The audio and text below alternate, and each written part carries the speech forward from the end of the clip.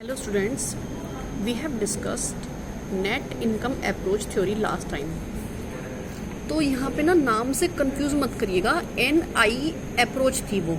किस चीज़ की अप्रोचेस चल रही हैं? ये कैपिटल स्ट्रक्चर की थ्योरीज चल रही हैं. ठीक है ना. आपकी क्या चल रहा है? कैपिटल स्ट्रक्चर की थ्योरीज चल रही हैं यूनिट सेकेंड की. ठीक है. तो कैपिटल स्ट्रक्चर थ्योरीज चल रही हैं. इसमें नेट इनकम अप्रोच आपकी हो चुकी है. ये वाली जो अप्रोच है वो क्या? नेट ऑपरेटिंग इनकम अप्रोच है. ठीक है ना. तो ये नेट ऑपरेटिंग इनकम अप्रोच जो है ये क्या कहती है? देखिए, this approach suggest that there is no relationship between capital structure and value of the firm.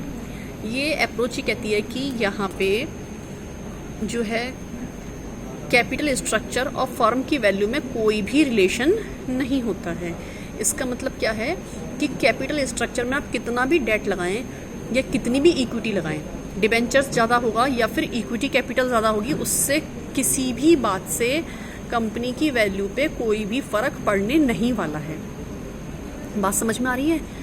पिछली वाली थ्योरी में ये कहा गया था कि अगर हम डिबेंचर्स ज़्यादा लगाएं तो कंपनी की क्या होगी? कंपनी की कॉस्ट जो है, कॉस्ट ऑफ कैपिटल जो है डेट की, क्योंकि कम होती है तो कॉस्ट ऑफ डेट जो है वो कम होगी, जिसकी वजह से क्या होगा? कॉस्ट ऑफ डेट हमारी कम होगी, जिसकी वजह से हमारा क्या होगा? ओवरऑल कॉस्ट कम हो जाएगी और फर्म की वैल्यू बढ़ जाएगी. ये इससे पहले वाली अप्रोच में कहा गया था. लेकिन देखिए, अब इस वाली अप्रोच में, इस वाली थ्योरी में ये कहा गया है कि जो कंपनी है उसमें हम कितना भी कैपिटल लगाएं या फिर कितना भी उसके कैपिटल में, किसी कंपनी के कैपिटल में कितनी भी डिबेंचर्स लगाएं या कितनी भी इक्विटी लगाएं, उसके प्रपोर्शन से कुछ भी फ़र्क नहीं पड़ने वाला है. किस पे? वैल्यू ऑफ द फर्म पे. अब उसको समझिए कि ऐसा क्यों हो रहा है. देखिए, इसको समझिए. इन्होंने ये एक्सप्लेन किया कि अगर हम डिबेंचर्स को बढ़ाते हैं, जो एरो ऊपर जा रहा है, ये एक्सप्लेनेशन है, इसको आप अपने वर्ड्स में लिख सकती हो, लेकिन मैंने इसको शॉर्ट में ऐसे करके समझाया है जिससे कि you will be easily get it. ये क्या है? डिबेंचर्स हम क्या कर रहे हैं? बढ़ा रहे हैं. ठीक है ना. यहाँ पे डिबेंचर्स को बढ़ा रहे हैं. डिबेंचर बढ़ाने से क्या होगा कि कॉस्ट ऑफ डिबेंचर कैपिटल तो कम हो जाएगी. ठीक है. इतनी बात तो इन्होंने बोला, इतनी बात तो सही है कि डिबेंचर बढ़ा के कॉस्ट ऑफ डिबेंचर कैपिटल क्या होती है? हमारी कम होती है. तो डिबेंचर की कॉस्ट जो है हमारी कम है तो डिबेंचर की कैपिटल की कॉस्ट कम हो जाएगी. लेकिन क्या होगा?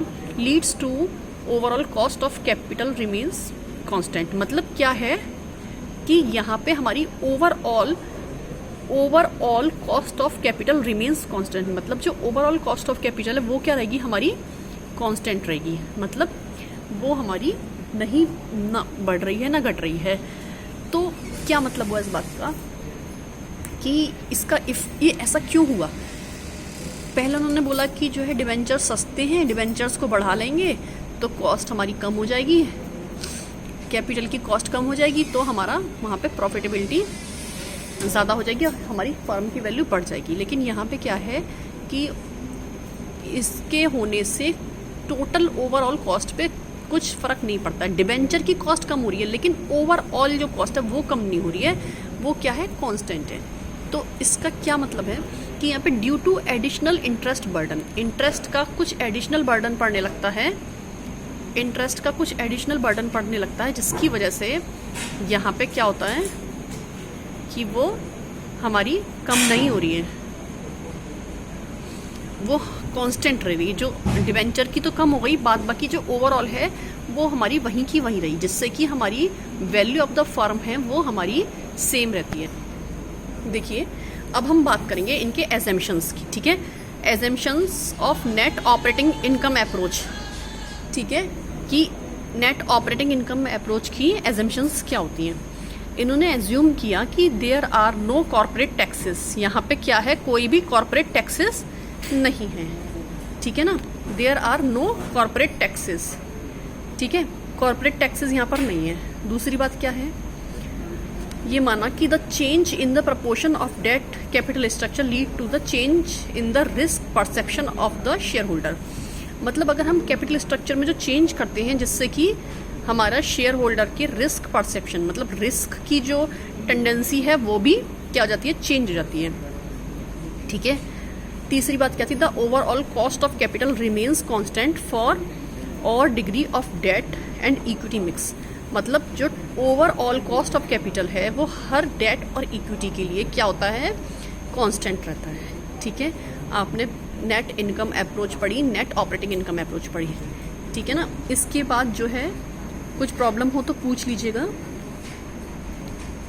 ग्रुप में सेंड कर दीजिएगा, या फिर अपनी गूगल मीट पे कर लेंगे उसको, इंटरेक्शन में उसको सॉल्व कर लेंगे। ठीक है, इसके बाद हम next Modigliani Miller approach cover करेंगे। ठीक है, चलिए, okay, have a good day.